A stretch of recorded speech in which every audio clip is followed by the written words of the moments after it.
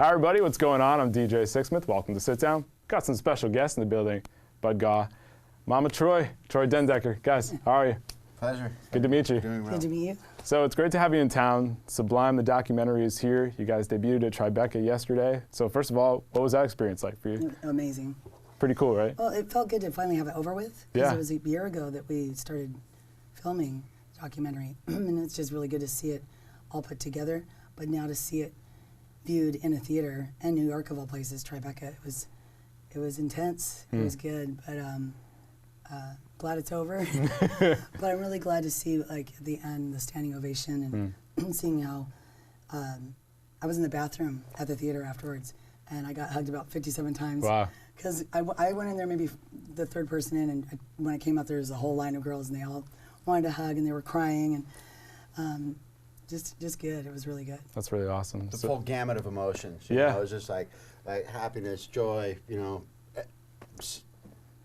everything. You know, it's like up, down, up, down, up, down, up, down, up, you know. And hearing the people laugh at the right part, you know, there's parts that were intense, sad, but the director was able to follow it up with something that made you laugh, made the whole audience laugh, so it didn't keep it sad. It was perfect. Well, what I loved about the documentary is that you guys just laid it all out there, the whole story and all of those emotions, because in order to tell this story, you need to have all those emotions. So starting with you, let's just think about when you first met Bradley and when this whole thing is starting up. What do you remember the most about those early days?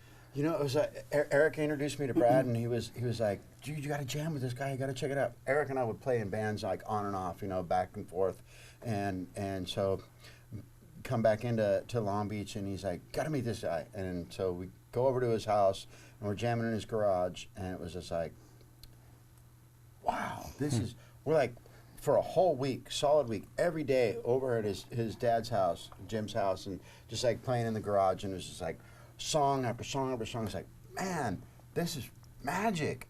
Yeah. This is like cool. It's like we're actually writing good songs, you know? It's like, I'm digging it. Yeah, no. So you knew that from the beginning? Straight up from the beginning. It was like, this is the band. Well, I think what was really amazing is that Bradley was a musical genius. I mean, it's like ska, reggae, hip hop, like just as a guy, when did you realize this guy's special musically, but just a really incredible person as well? Right away I knew he was an incredible person. When we first met, we met because I started going to shows when I was about 14. I was a rude girl.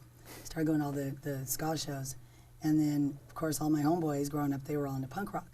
Going to punk rock shows too.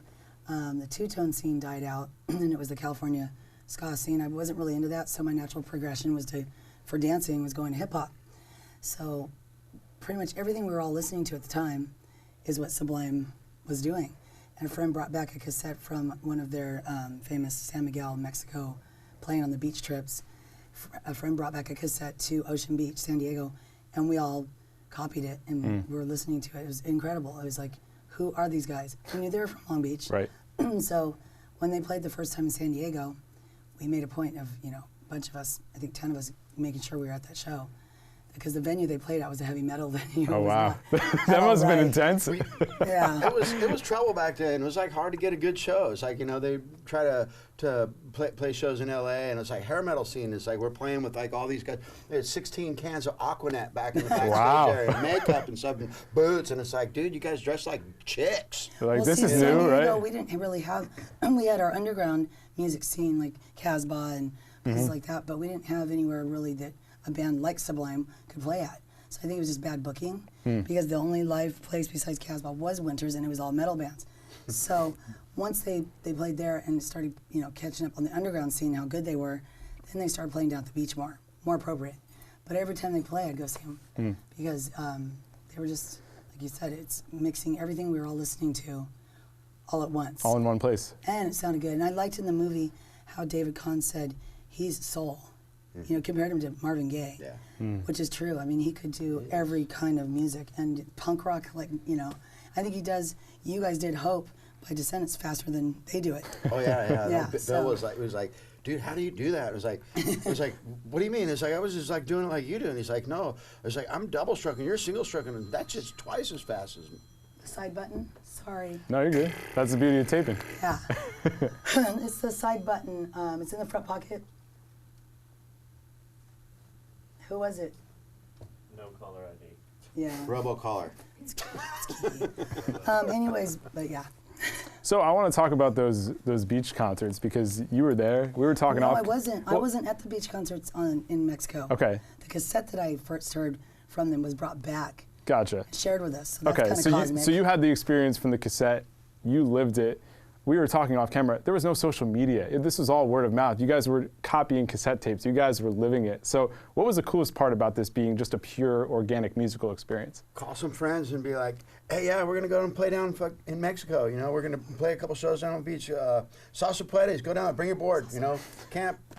And it was literally like, boop, boop, boop, boop, boop, boop, boop. Hey. You know, and then That it's was like, it. It was we get down there and it's like, dirty and raw is and it fun. is it going to go off? Is there going to be anybody here? And it's like, all of a sudden it's like just truckloads, car after car after car coming down. It's like the camp gets filled up. And it's like, wow. What's cool is wow. over the years It's you like, hear the you call stories. 2 friends, they call 2 Yeah. friends, they call 3 or 4 more friends, you know, and it's just like, I've met people that had been at those infamous Mexico on the beach parties, and you hear so many different stories. Yeah, so that was the cool thing about it, is it was just unplanned and raw and dirty, but people had a blast. It was some of their favorite memories from being down there. we go down there just to surf and get away, you know, camp and get away and surf, and it's like, let's jam. Yeah. Let's just jam. That's awesome. Campfire jams, you know. No cops come and tell you to break it up. Different time, right? Well, it's Mexico. Yeah, well, that too. Different world. Yeah. Absolutely. Everything's legal down there. They just let you live at that point. So, Bud, for you, when do you guys realize that you're really starting to cut through and really starting to make some waves here? You know, it was. I mean, we always knew this was the greatest music to ever happen. You know, we just had to convince everybody else about that. You know, it was like from the go-get, it was just like, yeah, and so, you know, it's like we're playing shows and you know up and down the West Coast, and then venturing out every other place, and it's like a little bit smaller shows, but people are digging it, and it's like the next time through, there's like more people, and it was like, you know, it's just always just like gaining momentum, you know. In the movie, they say that you guys played without, I think it was Tony Cannell from No Doubt said, without having to put yourselves out there, it gained momentum from the fans, you know, because they weren't organized enough to, you know, Right, have sell flyers and sell exactly. themselves. You guys are just jamming. Their friends would make the flyers. You know, their friends would come and set up the equipment. Right. I mean, it was by the seat of their pants, but it did have an underground. There was a huge following, you know, and I used to say how all the fans would sing along all the lyrics, and that was without any help from the band. It's just they were playing. So that was pretty huge. They had this huge fan base without even trying. That's awesome. So one of the coolest moments I thought, just on a personal level, was when you guys were all in Hawaii for the wedding. I just thought that was. That was actually in Las Vegas. Oh, it was Vegas. The Hawaii wedding in yeah. Yeah, Vegas. because we were at the Tropical Right, Matching shorts and exactly. pants. Yep. So- That was Aloha theme. Yes, but just that whole weekend, like you guys are just enjoying life. You get That was married, good. you know, like what do you remember most about that time? Bradley being happy. Yeah. Us not worrying about Bradley that weekend. Right. Exactly. He was just Exactly. himself. Yeah.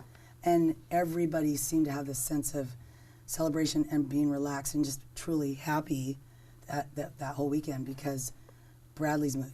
You know, so many times our days in the bands, you know, touring was guided by how well or sick Bradley was. Right. So that he'd been clean Times for a of while. turmoil, Yeah. you know? Yeah. I mean, And he'd been clean for a while before we got married. And so that day was just pure happiness. And it was fun. It was the funnest wedding because It seemed pretty dope. we shoved so many people. We had a hospitality suite. And so it was a room connected to another room. And we had a big jacuzzi bathtub that was like lava rock formation. We drained all the water. They filled it up with booze and ice. And we all partied in the room afterwards until, God, it was like going on 3 in the morning. And finally I was so tired. I jumped up on the bed and I said, "Casino," really loud. It emptied out so fast. I mean, there's no other nice way to put it. You know, but you guys got to go. Get the F out. Yeah. And then after like maybe the third time, security came up. we're and told us married to be now. quiet. You're like, all right, let us do our thing here. Oh, and security Yeah. kept coming up and telling us to be quiet. It was spilling out into the hallways. It was perfect.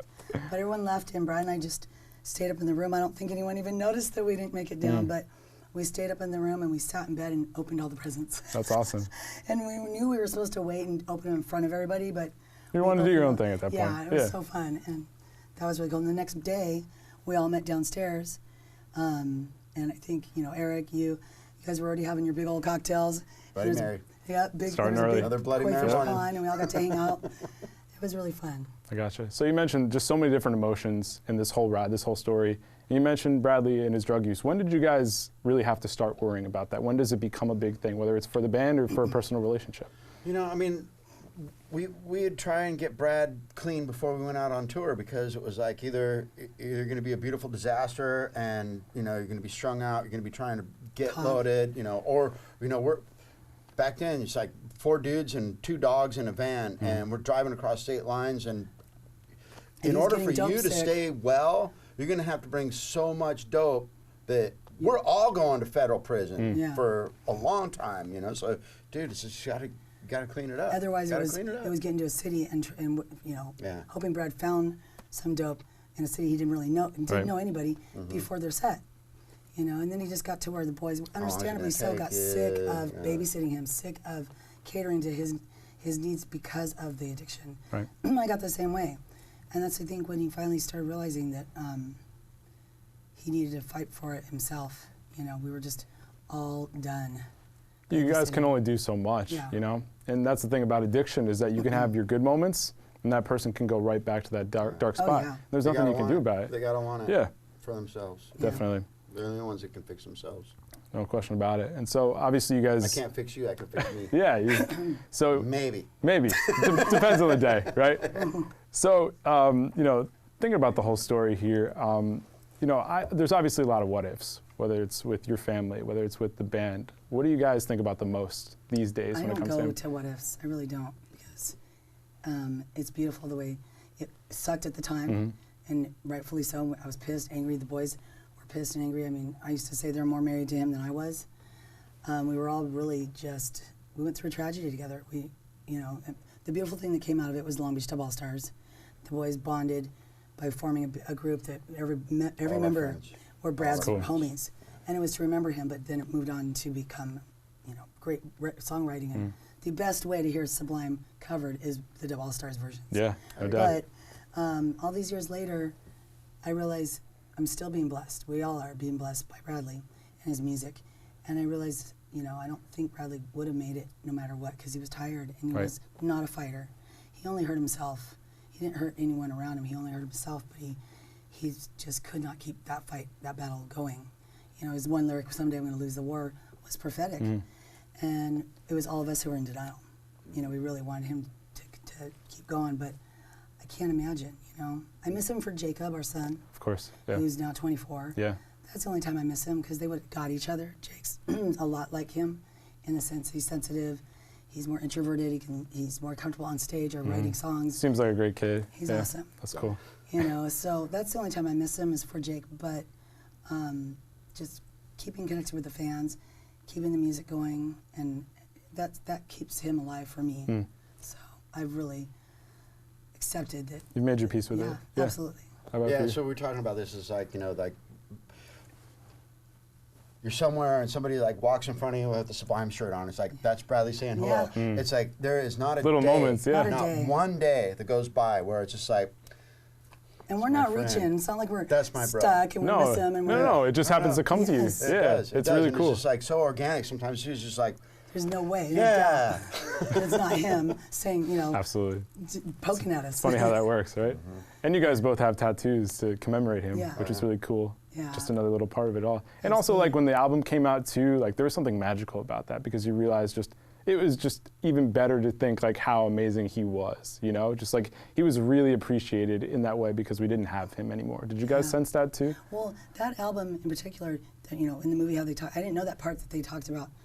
They almost thought about not putting it. Yeah, which is crazy, And that album was really their grown-up album, because they had producers. You guys have come a long way, yeah. And they were in the studio, and a lot of that magic was written. A lot of those songs were written in the studio, because Paul Leary was able to bring something out in them that made them play at their best, and it was kind of was the perfect album to be the last album, because it was just bigger than anything they've done, sound-wise. And the stuff's still being played today. Rough Edits is just like, this is it. You knew it? This album ever. Yeah. You knew it right It's away? like, I can't wait. You know, it's like I'm driving through Huntington Beach, like listening to the rough edits. What isn't even mastered or anything. It's like all the frequencies are way off. You know, and it's like I got this topless K5 blazer and just like big old kicker box and wow, all the way to 11. You know? Yeah, and that's what Brad's thing. When he'd come over to the studio and they'd have a new song,